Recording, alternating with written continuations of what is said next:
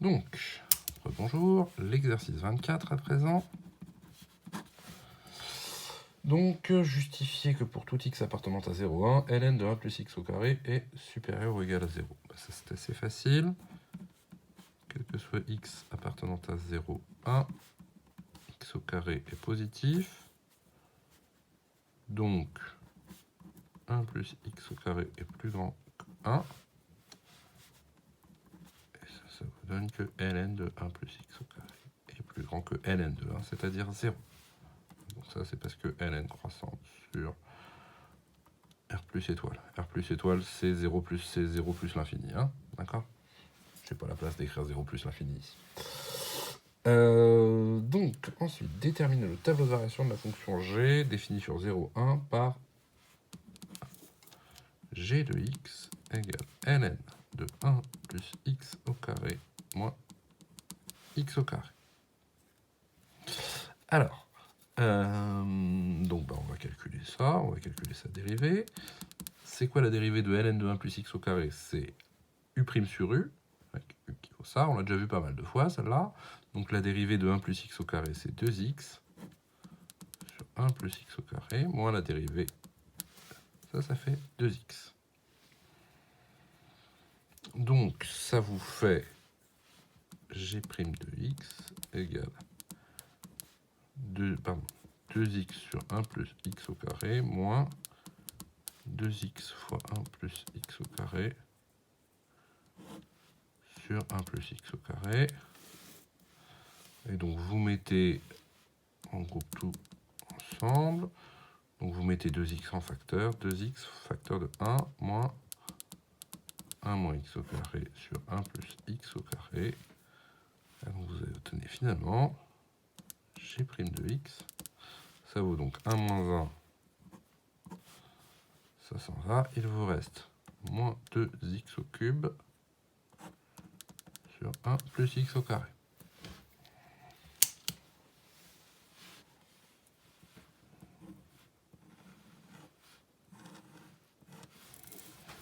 Bon. Eh bien, il est assez clair que... Il faut une feuille. C'est ça c'est tout à fait clair. Et donc, il est assez clair que sur 0,1, ceci, c'est négatif. Ceci, c'est positif. Donc, pardon. Quel que soit x appartenant à 0,1, moins 2x au cube est négatif. Et 1 plus x au carré est strictement positif. Donc, on en déduit que g' de x est négatif sur 0,1. D'où le tableau de variation de ma fonction g. D'accord? Donc, g' de x, on l'a dit, il est négatif sur 0,1.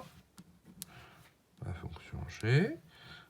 Donc, elle est décroissante. On va calculer g de 0, c'est surtout lui qui va nous intéresser.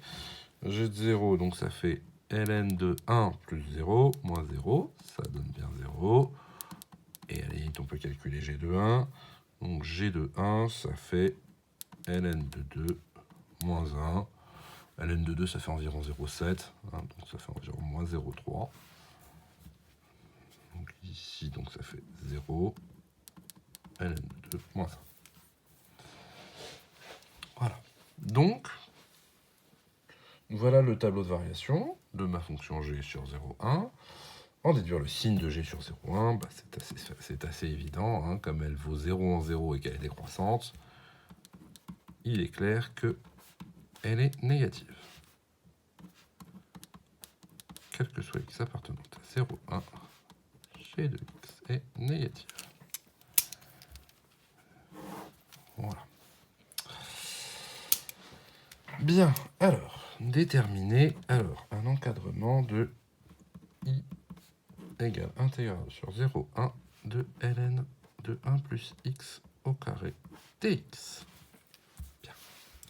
Donc, alors, qu'est-ce qu'on sait? Donc ça, à intégrer, c'est compliqué. Hein, Voilà, c'est la dérivée d'un truc facile, mais par contre, pour aller dans l'autre sens, intégrer ça, c'est assez compliqué. Alors, mais on sait quoi? Eh bien, on sait que, d'après la question 1, ln de 1 plus x au carré est plus grand que 0. Voilà. Donc on a ça, déjà. Et qu'est-ce que nous fournit la question 2? Eh bien, vous avez que ln de 1 plus x au carré moins x au carré est négatif. Hein. Ça, c'est g de x, donc ln de 1 plus x au carré moins x au carré est négatif. Et c'est-à-dire que ln de 1 plus x au carré est plus petit que x au carré. Donc ceci, pardon, je ne l'ai pas écrit, hein, mais c'est quel que soit x appartenant à 0,1.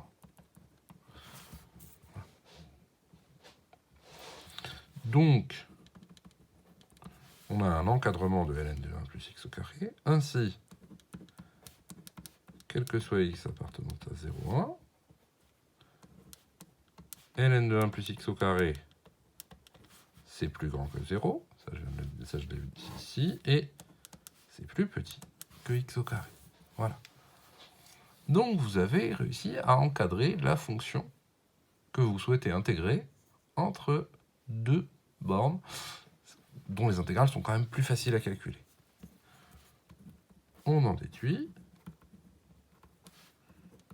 que notre intégrale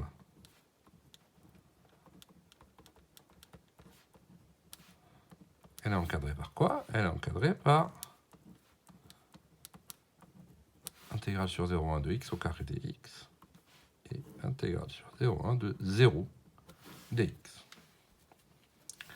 Alors, donc c'est pas très con, du coup, bah, c'est assez facile. L'intégrale que vous voulez, donc ça c'est l'intégrale que vous voulez calculer, c'est i.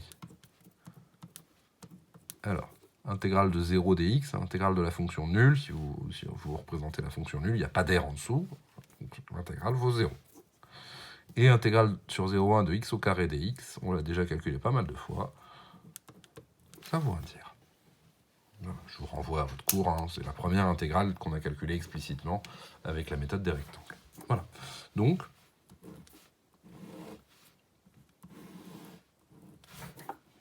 voilà, on a un encadrement de notre intégrale qui, vous voyez, est quand même relativement précis.